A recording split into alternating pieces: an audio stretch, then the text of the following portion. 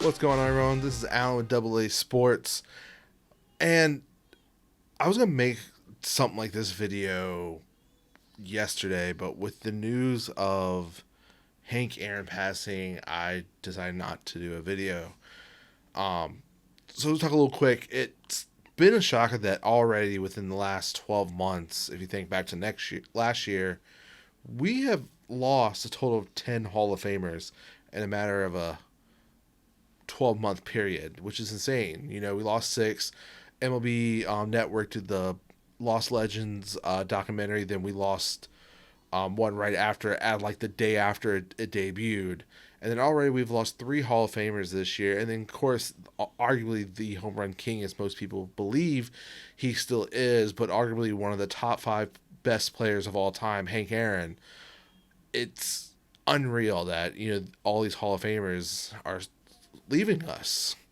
You know, they're leaving us physically, but not, you know, in our legends, you know, saying I said legends never die. So it's just sad at this point in time where, you know, a lot of these players probably would have huge funeral memorials, but because of the pandemic and COVID, a lot of stuff is limited. Like seeing the picture of Lasorda like on the mound at Dodger Stadium with a private memorial. It's like that could have been a huge memorial if it wasn't for COVID. Like it's kind of, we're not gonna be able to honor these people the way they should be. But speaking of Hall of Famers, the original topic of this video is the Hall of Fame vote. We are days away from this year's class. Of course, if we do have the induction ceremony, it'll include last year's class, including Derek Jeter as the main highlight, which everyone's been waiting because, you know, who doesn't want to go to that induction ceremony? So, of course, this year we have a couple newcomers, but total, here's what it breaks down. We have Bobby Abreu, Barry Bonds, Mark Brunell, AJ Burnett, Roger Clemens, Michael Goodire, Dan Harlan, LaTroy Hawkins, Todd Helton, Tim Hudson, Torrey Hunter, Andrew Jones, Jeff Kent, Andy Pettit, Manny Ramirez, Scott Rowland, Amari Ramirez, Kurt Schilling, Gary Sheffield, Sammy Sosa, Nick Swisher, Sam Victorino, Omar Vasquez, Billy Wagner, and Barry Zito. Now, we can all talk about that the Baseball Hall of Fame vote is a joke by how many voters have the right still, even though they're not currently in baseball. Like, this should be a current, you must be a baseball writer, not know, oh, I used to be a baseball writer, I still pay my dues, so I get to have my vote. And the weird part, most thing, like, you know, if you think about it, a couple years ago, the vote where all these Hall of Famers got in, this certain classes, like, you only have 10 votes, which that is straight ridiculous right there. If you think about it, I think in, like, NFL, it's simple yes or no. It's that simple. Are they Hall of Famer? Yes. Or no. No cap. And then they shorten the years, so you get 10 years, you got to get the votes. So ultimately, you know, there's trackers out there that track those votes. About 40% of the votes are public right now. You know, we got roughly 60, 50-something percent of the vote. Probably will come, we won't know until Tuesday at 3 o'clock when the announcement is done. Really, there's only a possibility of 3 votes if you really think about it. I can pull up that tracker right here. You know, the biggest, you know, Barry Bonds is sitting right now with the public ballots at 72%. Roger Clemens at 71.8%, and then Kurt Schilling's right currently at 74.8%. Now, remaining ballots, this is where I think only them 3 have a chance to get in. The only other closest one I think is Scott Rowland at 65%. But with the 60% remaining, Barry Bonds needs 76 of the vote to get in. Clemens needs 77% of that vote to get in. And then Kurt Schilling needs 75% of the vote to get in to keep his tracker. Scott Rowland needs 82% of the remaining vote to come in his way. And then there's others that have a slim chance.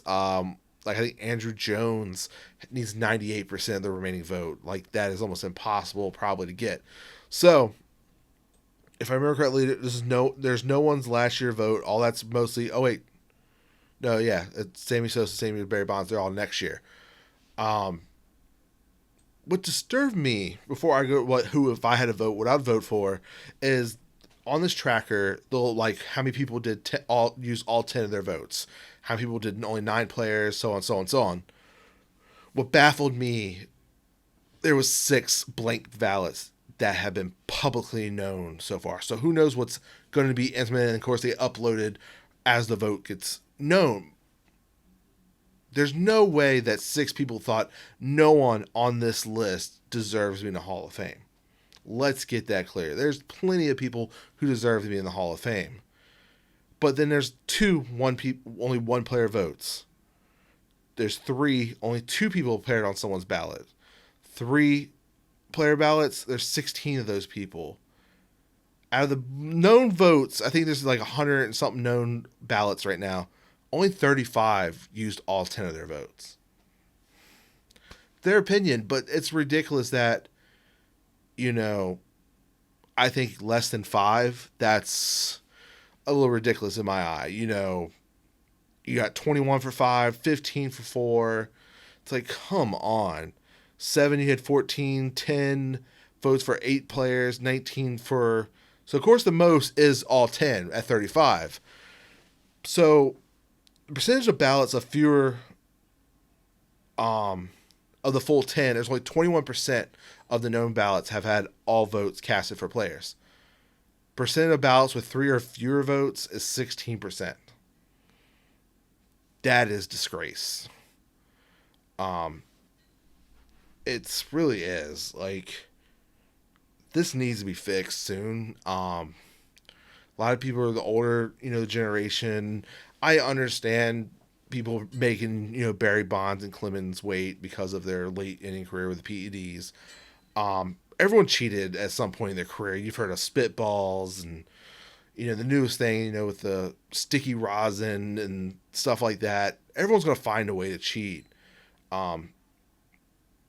If you get popped for a positive test, I believe, yes, you shouldn't be on the ballot. Now, if they're suspect or they admit it in their career, pose like, yes, we did it, even though it was outlined not to do it, but there's no testing. How are you going to know if people are doing it or not if there's no testing? So you can see that there. So my ballot, I'll put up here on the screen. I would vote for Barry Bonds, Mark Bunnell, Roger Clemens, Todd Helton, Andrew Jones, Jeff Kent, Scott Rowland, Curt Schilling, Gary Sheffield, and Billy Wagner would be my 10 votes. I would use all 10.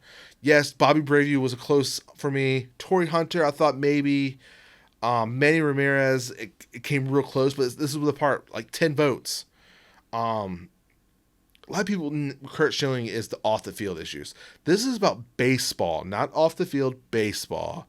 Some people believe what he said, and then recently, there's more stuff, but this is a baseball Hall of Fame. We are reciting what they did on the diamond, not in public. Yes, we're talking about off the field stuff. Yes, if you murder someone or a heinous crime, then yes, you deserve to be blackballed from probably baseball's Hall of Fame. But as you're just stating your opinions, like freedom of speech, when is that wrong here in America? We're talking about baseball here. So this could easily be a year where we have no one joining last year's class if there's a ceremony this year. We might have 1, we might have 2, or we might have 3. Like I said, I don't see anyone else besides Barry Bonds, Roger Clemens, and Curt Schilling getting in this year. With the public known votes, like I don't see anyone getting the 100% some people need. Some people are already technically eliminated because they didn't barely got any votes of the public ballots. Because like I said, we're at 40% roughly, so we're almost half. If you don't have somewhere near 70% right now, it's almost a shot that you're not getting this year. So, will someone get a call before 3 o'clock on Tuesday? We don't know. Is there going to be like, there's no one in the Hall of Fame? When was the last time? Yeah. So the last time we didn't get no one in the Hall of Fame was 2013. Of course, that was like one of the first years with people were talking about Barry Bonds, Curt Schilling. Craig Biggio that year was the highest one, was 68.2. Jack Morris at 67, Bagwell 59, Piazza at 57. That's just ridiculous. We're talking about almost 8 years ago. So sad, very sad. So yeah, so we'll find out Tuesday if we get to talk about anyone joining, last year's class and in the Hall of Fame ceremony. Might be a quick no one going press conference or Zoom calls this year. Man, it's gonna be insane if no one gets in this year. So we'll see. We'll catch y'all very soon. Podcast is coming very, very soon. We updated some of the stuff, so we're getting everything together. So we'll have a virtual, of course, we'll put it up here on YouTube, but also everywhere where you listen to podcasts will be up very soon. Season 2 of our podcast. We'll catch y'all next time. Peace.